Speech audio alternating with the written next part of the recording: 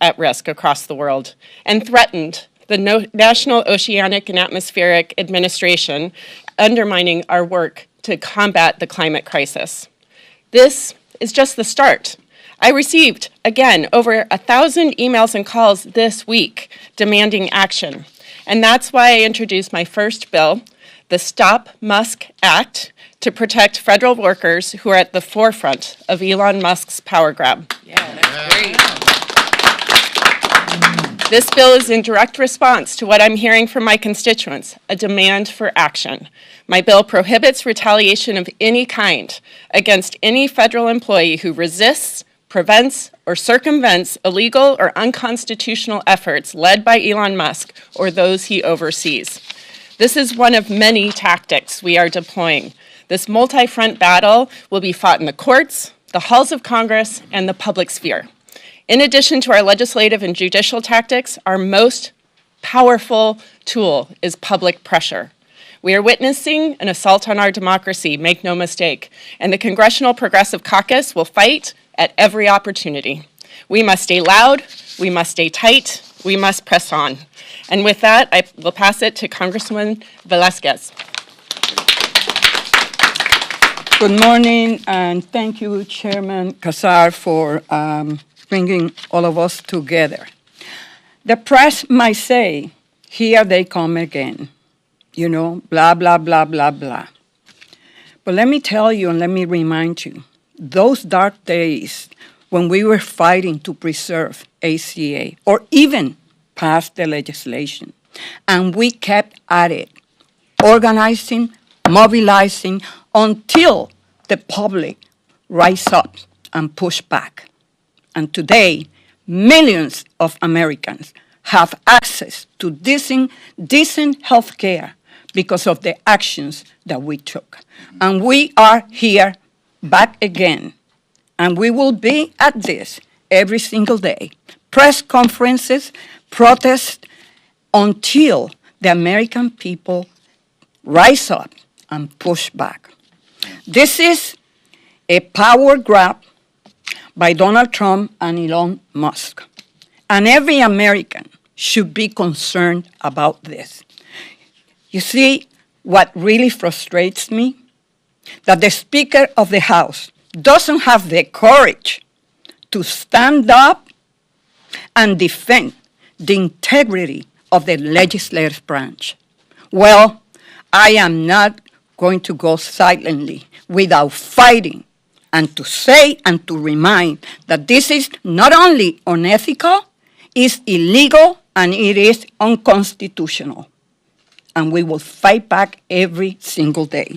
But I also want to talk to the American people. Do you trust Elon Musk with your most personal financial information, tax records, your social security numbers, your financial security?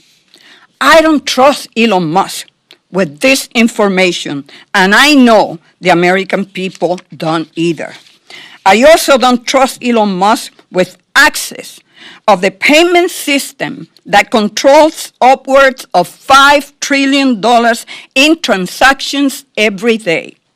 Yesterday, we held a hearing in the Small Business Committee, and when I questioned Elon Musk trying to get into the system, they claim that he needed to do this. First, that he was appointed by the president as a senior advisor, that he will go in to assess and analyze waste, fraud, and abuse. But today, the New York Times have an article in which they discuss emails from the chief of staff that clearly stated the intent of just using this to stop aid to USAID funding. So this is the system that sends out Social Security checks, Medicare reimbursement, and tax reform, the foundation of financial security for millions of Americans. This is a hostile takeover of our federal system. We cannot allow the richest man in the world to have the power to veto funding approved by Congress so he can line up his pocket with more tax cuts for billionaires. This government does not belong to billionaires. It belongs to the people. What Trump and Musk are doing is unconstitutional. We demand Elon Musk to be removed from any role at the Treasury Department and from the federal government entirely.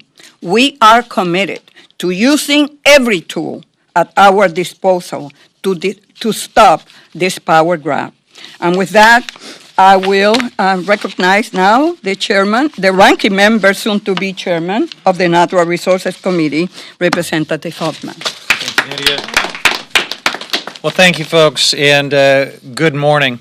Happy to join my colleagues here in pushing back against Elon Musk and his fake officials, his tech bros that are rummaging through our most sensitive data without authority in violation of the law. And I'm so pleased that we're beginning to litigate and confront this in the courts, that there's this great public awakening that's happening and the outrage is building. And here in Congress, my colleagues and I stand ready to do our part to say no to this outrageous attack on our democracy and our personal rights. So we learned this week that Elon and his tech bros, these young people in hoodies who don't have security clearances, they're fake officials, that they crashed through the doors of the National Oceanic and Atmospheric Administration, or NOAA. These are folks whose mantra in the private sector is go fast and break things. And they decided to go fast and break things this week at NOAA. And so, you know, people need to understand that this is an agency that does really important work that millions of Americans depend on every day, although they don't always realize how much they depend on it. It is the home of critical scientific and regulatory systems that protect our safety in important ways. And this starts to make good on yet another aspect of Project 2025, something that I spent much of last year warning about. Trump has promised, his Project 2025 agenda was very explicit about this, to dismantle and privatize NOAA, forcing Americans to pay for things like weather data and also some of the maritime safety data that NOAA maintains. This could have real consequences for the day-to-day lives of every American. The National Weather Service warns communities of incoming severe weather like hurricanes and wildfires and tornadoes. It provides information to emergency managers, decision makers to support our nation's commerce.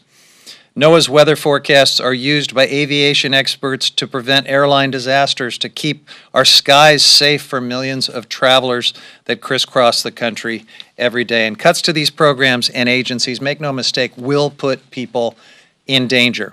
Privatization schemes for this agency will put people in danger. This is not some kind of game. It isn't a stunt to drain the swamp, purging the government of scientists, experts, and career civil servants, slashing fundamental programs. These things will cost lives. So I also want to make something else clear. Democrats are not going to stand for this. Right now, we are working on every front that we can. I was just at a briefing with Democracy Forward, talking about the different ways they're confronting this stuff in the courts. It's a little bit of whack-a-mole because, you know, every day Elon and his tech bros ride their skateboards over to a new agency and start crashing into their databases. And, you know, sometimes we know about it in time for Democracy Forward or attorney generals or others to go to court and to enjoin it. But other times, compliant officials at these agencies just hand them the keys and they gain access in really disturbing ways. So we're not going to stand for it. We're going to work with the outside folks who are litigating. We're going to work with federal whistleblowers. And we got a briefing this morning about how each of our offices can receive information from whistleblowers, protect their confidentiality, and help use those important voices to shine a light on these violations of the law and these outrages. But standing together with my colleagues here in Congress to use the leverage that we do have in this closely divided House of Representatives to work closely with our allies in outside groups that are litigating, with states that are drawing the line against all of this in court and otherwise, and of course with all of Americans to mobilize public opinion. Through all of this, we are going to say to Elon Musk and his tech bros, enough is enough. Get out of our government. So with that, I believe I'm handing off to Glenn Ivey, aren't I? No? I think you're handing it off to me. I'm handing off to Greg. And I think All we're right. going to answer Top questions. of the order. Back to the top of the order. Back to the top here. Chairman first. Yeah. Thank you all. I want to thank Congressman Ivey for being here, Congresswomen Rivas, Schakowsky, and Chu for joining us. I think we'll all be available for questions going forward from here. But just as a closing message, we are committed to a government by and for the people. Elon Musk and Donald Trump believe that you go out and work to make them rich. And House Republicans seem to believe that you pay your taxes so that Elon Musk and Donald Trump can also get rich. We know that that's deeply wrong. And if we harness our collective power, not just as a progressive caucus, but as Democrats, and then we put pressure on just a few Republicans to grow a spine, we can fire Elon Musk. Thank you all. We're ready to take some questions from you. Yeah, go ahead. And please state your name and the outlet, and then we may just defer it over to some of the folks you haven't heard speak yet. Arthur Jones II at ABC News. Yesterday, you had some strong condemnation for the Trump administration using school vouchers to enrich billionaires like Elon Musk. Can you expound on that a little bit? The House Republicans in the Education Committee are talking about taking dollars away from public schools and using that to make their private business friends money, because public schools it's hard to steal their money and get it for yourself. But if you shut down our nation's public schools and then have these voucher scams, you can send hundreds of millions of dollars in taxpayer money to private companies that then continue to donate to Republican campaigns. And so voters see through that grift. We're going to stand up for our public schools, because our public schools are not piggy banks for private corporations like Elon Musk's. I don't know if anybody else here wants to comment on vouchers. Just that it's also about church-state separation. I mean, there's a grift. Hey, go ahead. There's absolutely a grift in this privatization of public education, but there's also a Christian nationalist agenda very much embedded in it. This has been something they've been gunning for a long, long time. It enables them to indoctrinate, to fuse their particular religion with our government in ways that would make our founders roll in their graves. So that's why I'm wearing the Build This Wall button today, the wall between church and state that Madison and Jefferson and our other founders thought we should have. But they are rolling in their grave today, because upstairs today we had a national prayer breakfast where our statuary hall was hijacked and turned into a church service where, amazingly, Donald Trump presided in weird and random ways, and we'll be burning sage for months because of that. Go ahead. Hey, Ryan with Fox News Radio. Elon Musk put out a statement yesterday saying that DOGE will make rapid safety upgrades to the air traffic control system. Do you have any thoughts on him getting involved in that space? Elon Musk crashes and breaks everything he buys. He thinks he can buy our government. We cannot allow him to crash and break our air traffic control system. Look at what happened when he bought Twitter. It just started crashing. Again, not a big deal if your app doesn't open one day. It is a really big deal if Americans don't know whether or not their air safety is protected. So this is, again, another instance where Elon Musk thinks he knows better than everybody else in the world. But in fact, he doesn't know anything about how to make sure air traffic control works. He doesn't know anything about how to make sure that our Social Security and Medicare and Medicaid payments get out to folks on time. He just knows that he wants to find a way to make money off of this at the expense of other people's safety. Anybody else on air traffic control? You want to say something? Well, I'll just say this. One of the things that's going to come up soon is Congressman Jerry Connolly and other Democrats are going to call for the committee's Republicans to subpoena Elon Musk and have him come to Congress and actually testify about what he's doing and why he's doing it. So we'd love to have an opportunity to test out what he knows about issues like that, what he's doing with the secret information that he's been getting, the conflict of interest issues. You know, he's going, as Congressman Garcia testified or discussed a minute ago, he's going through materials where he's got open cases filed against him in OSHA and others. What's he doing with that information? Donald Trump said he would make sure that there are no conflicts of interest, but I don't think we can really trust the conflict of interest chief in charge to take care of that. We don't want the fox to be guarding the hen house. We need to have him come up here and explain what he's doing. But ultimately, he needs to go, and we need to do this the right and legal way with respect to managing the government. Thank you, Mr. Ivey. Go ahead. Thank you. Kyle Steer with NBC. You just mentioned the subpoena. Can you talk about other action items you can take while in the minority to push back against Elon Musk? There's many we could do. Yesterday, we did have a vote in the Oversight Committee to subpoena Elon Musk and have him come speak. And we only lost that vote by one vote. So we can make sure that if we lock arms as Democrats, and the Progressive Caucus is often at the forefront of making sure that we have Democratic unity on strong positions. If we lock arms as Democrats, we just need to pressure, in that case, just one Republican to have a spine and be willing to hear from Elon Musk. Again, Republicans aren't really in a governing majority when it comes to the budget. And we have a government funding deadline coming up next month. I don't see many Democrats being willing to say, hey, we're going to pass a budget that is going to just funnel money to Elon Musk. Similarly, I know that Republicans are trying to pass their gigantic tax scam, their billionaire tax cut plan, but they can't seem to agree with each other on it. And so Democrats have a huge opportunity to not only tank this billionaire tax break for Elon Musk, we also have an opportunity to show the American people what it looks like to have the Elon Musks of the world actually pay their fair share in taxes. We could show the American people that we don't need to cut your Social Security. In fact, we can expand it. We can make sure that your payment grows. And so Elon Musk also presents an opportunity. In the past, billionaires would meddle with our government behind the scenes. But now Elon Musk is bragging about it in public. And so we have an opportunity to fire Elon Musk, to rally the country around a proposal that isn't necessarily progressive or conservative. It's the baseline idea that if you work hard and play by the rules, you shouldn't have a billionaire running your life and taking your money. And we've been talking about how Democrats need to win back the working class voters we've been losing. This is exactly the kind of thing that working people believe in, no matter their background, no matter if they're rural or urban, no matter what.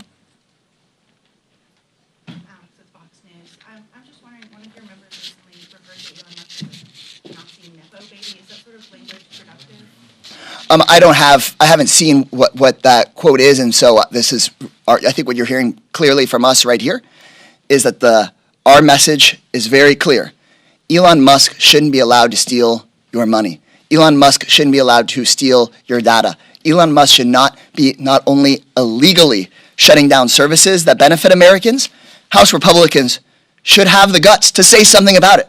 House Republicans shouldn't be enabling him to get another tax break, and that's our message and our language here today. Okay, thank you all very much. We're available to break out and take questions from anybody else that's got them. Thank you all. Good job. Great job. Hey, thanks so much for coming. All right, yeah, that was great. Great first bill. Thank you. Yeah, of course. Good to see you. Thank you. Okay.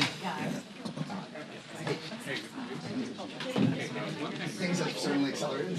Well, you saw it coming. One question is, I guess I'll have two. One is, what's your demographic answer to somebody who says, well, he's not a government employee, but he's a Fauci was an employee. I don't know who these bureaucrats in USAID are. That's usually the Republican response. I'd rather have a successful CEO than these faceless bureaucrats. Okay, you're And you're saying, What's your response to somebody saying, like, why should I care about him? I didn't vote for him. I didn't vote for Fauci. I didn't vote for... oh, yeah, I say I'm much less focused personally on how he's a producer. So I'm much more focused on why does the richest guy on earth get to shut off kids' pre-K and school lunch programs to enrich himself. Isn't that a problem? Why does a guy who has billions of dollars in government intend to evade our anti-corruption and our anti-conflict of interest? Isn't that a problem no matter what your background is? Isn't it nuts that House Republicans aren't willing to say anything about it? Or if they are saying something about it, they're for it. They're for the guy that's made over $100 billion since the election by being a part of the government. Isn't that what supposedly my conservative colleagues and friends are usually concerned about? Somebody making millions, in this case, tens of billions of dollars off of the grift. So, to me, I'd have this concern if he was elected or unelected. Yeah. We've got a problem with a unaccountable, out of control, egomaniac billionaire taking your money for himself. And what should be done about money he's making from the government contracts? Democrats want the government to cancel them.